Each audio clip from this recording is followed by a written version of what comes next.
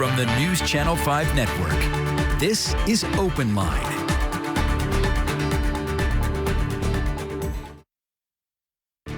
All right, hi everybody, Rhori Johnston just settling in the chair here on News Channel 5 Plus.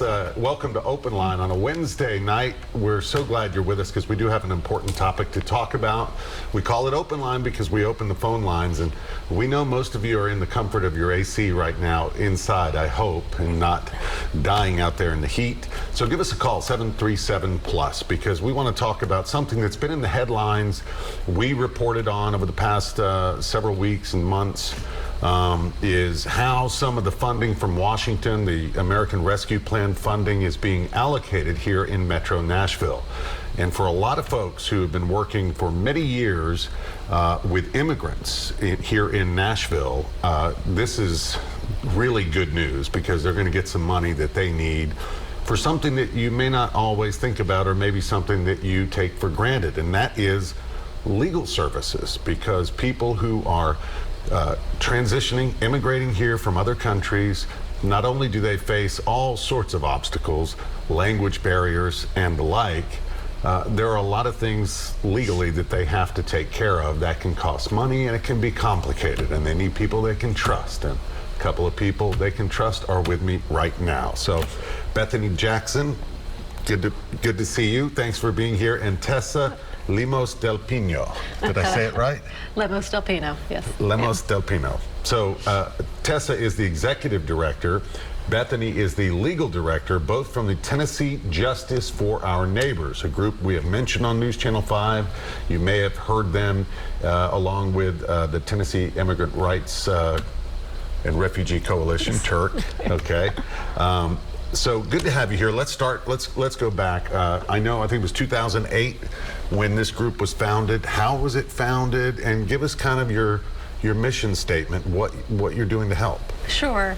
Well, the organization is part of a national network. There are 19 sites throughout the country that are known as the National Justice for Our Neighbors Network, and they provide, there are around 50 legal clinics in 15 states at 19 sites throughout the country, so they serve thousands of people every year, and as being an affiliate, they sort of guide us and coach us and allow us to have other resources to help keep our staff informed and up to date on some of the latest things that are happening with immigration and looking at it from a national perspective. But we provide immigration legal services for individuals who are seeking humanitarian-based relief. So that means they might be a survivor of domestic violence, trafficking, serious crimes here in the United States. They might be a DACA recipient. They might be a child who's been abused, abandoned, or neglected by their parent. And we also educate the community about immigration matters and just help try to inform and empower immigrants in the process. That's kind of key, what you just said there, Tessa, is educate the community. It's important that people kind of know and understand what it is you're doing, but also know and understand who these folks are, where they're coming from, and their real, their stories, that these are real people who really need help. Right, sure. who coming, a lot of them from some really dire situations, right? Right. Yeah. And Bethany has worked most closely with everyone over the years. Now, how long have you been since the beginning, or when did you come along and take over the helm? I joined in January of 2020. Bethany. Okay. Well, good just timing. Before COVID. Yeah, good timing. Exactly. Whenever someone says those January, I'm like, yeah, I remember that. Yeah. And what about you? So I joined at the end of 2014. And practicing attorney? Yes, practicing attorney. Okay. And this is actually a second career for me. I was in private practice in another place doing something totally different. And when my kids got a little older, I started volunteering at Justice for Our Neighbors with the founding attorney, a woman named Adrienne Quitos, who graduated from Vanderbilt Law School and basically opened this office in 2009. So I really grew to love the work. Left volunteering with Adrienne, and then when they were able to hire a second attorney, I joined. Right. Yeah. Funding, not this additional funding that we're going to talk about and how important it is, but just regular everyday funding. a little bit here, a little bit there? About 2/3 of our funding comes from foundations, and they're our local foundations. We've been lucky in that we've had a lot of local supporters. And then another portion of our funding is from individuals, and then some churches also provide some assistance, and then we have some corporate partners. Right. Do you do some grant writing at your place, like so many? No.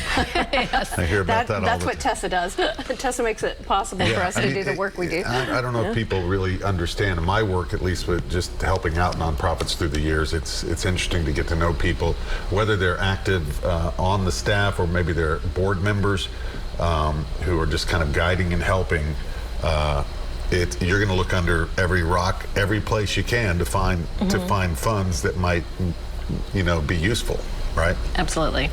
That's actually what's so amazing about this funding from Metro. This is the first time that our local government, there are governments in a lot of parts of the country that fund immigration legal services because they're so important, but this is the first time that our Metro government in Nashville has done it, and that's right. And this amazing. stemmed from kind of the citywide survey that was done, asking folks, okay, we got this money coming in to Nashville, to Metro, to use during this crazy time. I think the total pot, almost $260 million in federal funds.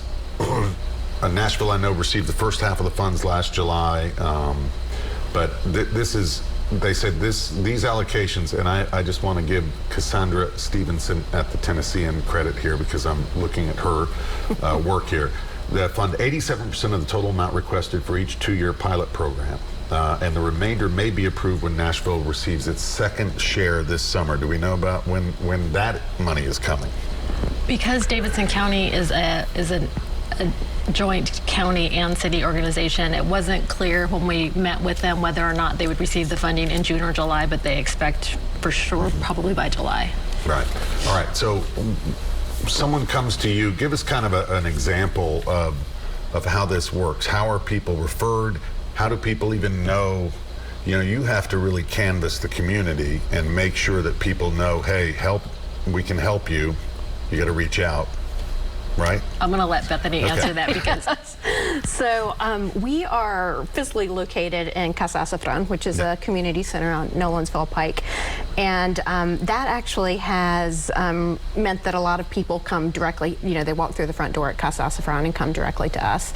And historically, our client population has been mostly Mexicans, Central Americans, South Americans, people scattered from a few other places in the world, but just our location has sort of given rise to serving that client population.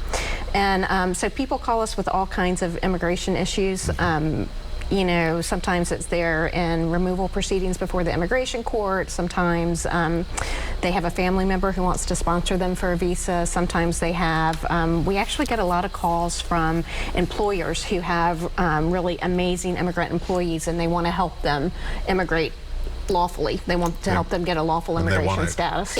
Keep these employees and hopefully watch them grow through the company, which is good to hear. And we don't do that work ourselves, but we, to Tessa's point, we do a lot of education around explaining that it's not. A lot of people think that if you have a U.S. citizen who's willing to, sponsor you and help you get immigration status, you're just good to go. You're good to go. But it's not. Our immigration system is really complicated, and there are only certain ways that you can go from being undocumented to having immigration status. So we get all kinds of inquiries.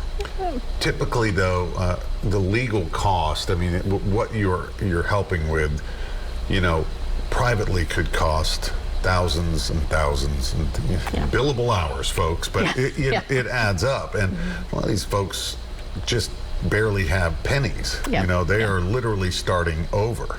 And I'll say, even if they have money to pay a private immigration lawyer, and there's some great private immigration lawyers out there, there aren't many. of them. So even if you have money to pay an immigration lawyer, sometimes it's hard to find one in Nashville. Yeah. And again, we're going to talk a little bit about this funding that's on its way, already arrived. It's how been is that being awarded, but distributed? we're in the contract process. Okay, going through that. And we're going to go over that, and also I've just got so many more questions just about giving me give me some examples of how you have helped and impacted lives. 737 plus. We want to educate you. If you have questions, now's the time to call in. We'll be right back.